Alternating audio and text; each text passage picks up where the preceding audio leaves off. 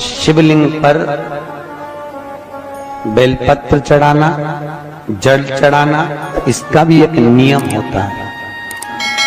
शंकर जी पे शिवलिंग पर जल कहाँ चढ़ाया जाता है? सबसे पहला जल अगर शंकर जी को चढ़ाने जा रहे हो तो शंकर जी के जो चरण है, जहां से पानी नीचे गिरता है, उसके सीधे वाले भाग पर, अपने हाथ का सीधा भाग, वहां जल चढ़ाओ।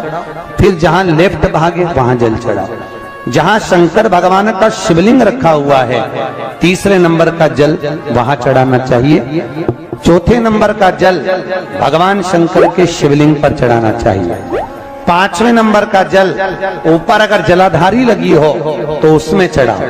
नी हो जलाधारी तो भगवान शंकर का जहां नंदी बैठा है, नंदी का एक पांव ऊंचा रहता है, उस पांव के पास में जल चढ़ाना चाहिए। पांव जल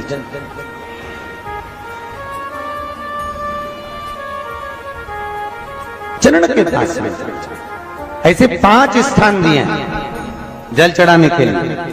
शिव जी का स्नान कितनी चीजों से होता है? 5 चीजों से। पंचामृत, दूध, बोलते जाओ, दही, फिर घी, शहद, फिर शक्कर।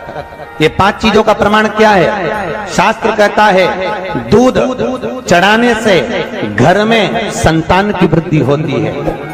दही चढ़ाने से भगवान शिव के, अगर शिवलिंग पर हम दही चढ़ाते हैं, उससे परिवार में प्रेम बढ़ता है। क्या बढ़ता है? प्रेम। फिर घी चढ़ाने से हमारे घर से रोग दूर होता है। शहद चढ़ाने से, भगवान शंकर पर जो शहद चढ़ाया जाता है, वो चढ़ाने से घर में संपदा की वृद्धि होती है। और 5वें नंबर पर भगवान को शक्कर, खांड, जो आप जानते होंगे, शक्कर आदि पिसी हुई चढ़ा देने से, शिव जी को चढ़ाने से हमारे घर के बच्चे जिद्दी नहीं होते।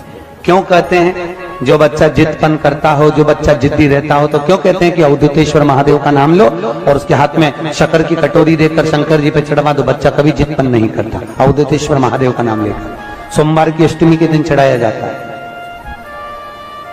सोमवार की अष्टमी को अवधूतेश्वर का नाम लेकर सूर्य नारायण भगवान को अर्घ दिया और सूर्य नारायण भगवान को अर्घ देकर जिस पात्र से अर्घ दिया था वही पात्र ले जाकर जल शिव जी को चढ़ा दिया। जैसे कल आपको कथा में कहा था कि रविवार के दिन सूर्य नारायण भगवान को अर्घ देकर सोमवार के दिन उसी पात्र से शंकर को जल चढ़ाया जाए तो जीवन में जो विघ्न आते हैं, तकलीफें आती हैं, रोग आता है, दुख आता है, कष्ट आता है, बीमारी आती है या कोई विशेष परेशानी आ जाती है, तो वो अर्घ का कलश ले जाकर उसको जब आप सूर्य को चढ़ा देंगे खाली हो जाएगा। उसी कलश को मांजना धोना नहीं, उसी को दूसरे दिन शिव जी पर ले जाकर उस जल को समर्पित कर देने पर फल की प्राप्ति। क्यों कहते हैं जो बच्चा बार बार बीमार पड़ रहा हो, बार बार सर्दी हो रही हो, बार बार बीमार पड़ रहा हो, खांसी चल रही हो, बार बार हॉस्पिटल लेकर भागना पड़ रहा हो बच्चे को, छोटा सा अगर बच्चा है, 8 साल के अंदर बच्चा है और बीमार ज्यादा पड़ रहा है, तो आटे का दिया बनाओ, 4 बत्ती रखो, उसमें तिल्ली का तेल डालो, अवधूतेश्वर महादेव का नाम लेकर बच्चे के ऊपर से 21 बार उतारो और किसी चौराहे पर ले जाकर रख दो। जिंदगी में बच्चा कभी बीमार नहीं पड़ेगा, बच्चा स्वस्थ रहे, आनंद में रहे, आनंद में रहे, स्वस्थ की मूल।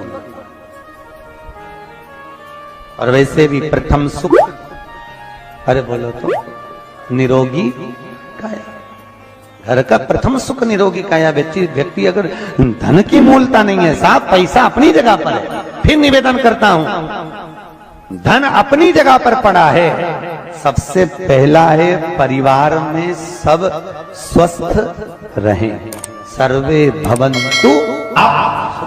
कभी दुख की घड़ी चल रही है, कभी समस्या चल रही है, तकलीफ चल रही है, रोग चल रहा है, बीमारी चल रही है, कष्ट बहुत है, तो उसके दरवाजे पर जाकर इस माथे को थोड़ा सा झुका लो।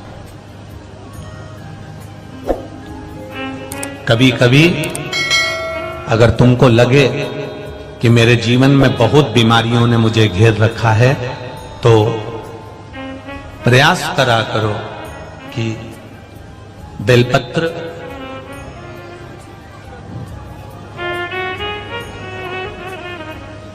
जो ये बेलपत्र होती है, इस बेलपत्र की जो ये डंडी होती है, इस बेलपत्र को अशोक सुंदरी वाली जो जगह होती है वहां पर इसका चढ़ाकर डंडी का जो भाग है वो शिवलिंग की ओर हो जाए और यहीं से जल चढ़ाते चढ़ाते चढ़ाते चढ़ाते अशोक सुंदरी से जल चढ़ाते चढ़ाते ओमकार जैसा, ओमकार जब हम अशोक सुंदरी से चालू करेंगे तो वो जल पहले गणेश जी के पास जाएगा, फिर वापिस अशोक सुंदरी के पास आएगा, अशोक सुंदरी से कार्तिकेय के पास जाएगा, कार्तिकेय से महादेव के पास जाएगा।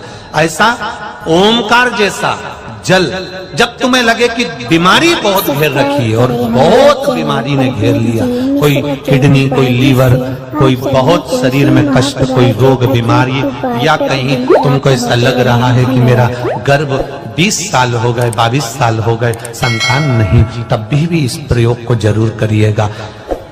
डंडी का मुख शिवलिंग की ओर, पत्ती का मुख अशोक सुंदरी की ओर, जल चढ़ाते समय अशोक सुंदरी से धार चालू कर कर गणेश जी पर, गणेश जी मालूम है ना सबको कहां गणेश जी होते हैं, कहां कार्तिकेय होते हैं, एक बार समझ लो उसको भी अच्छे से।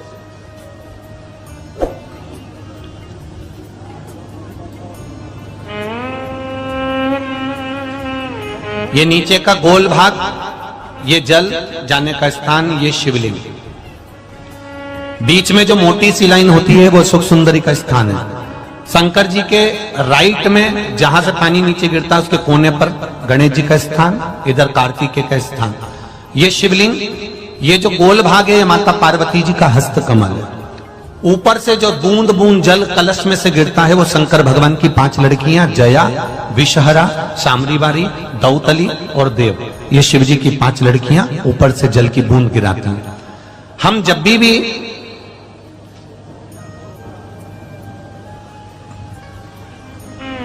अगर इस कार्य को कर रहे हैं तो बेलपत्री जो चढ़ा रहे हैं वो अशोक सुंदरी वाली जगह पर बीच में चढ़ा दिया, डंडी का मुख इधर, जल चढ़ाना यहीं से चालू करा, यहाँ से गणेश जी पर गया, गणेश जी से अशोक सुंदरी का आया, अशोक सुंदरी से कार्तिकेय पर आया, कार्तिकेय से देवादिदेव महादेव पर आया।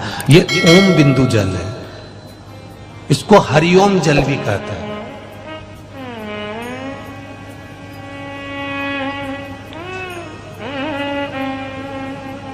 उज्जैन महाकाल में भगवान शंकर को सवेरे सवेरे सबसे पहला जो जल चढ़ता है वो हरिओम जल चढ़ता है। आप कभी भी उज्जैन वालों से जाकर पूछना,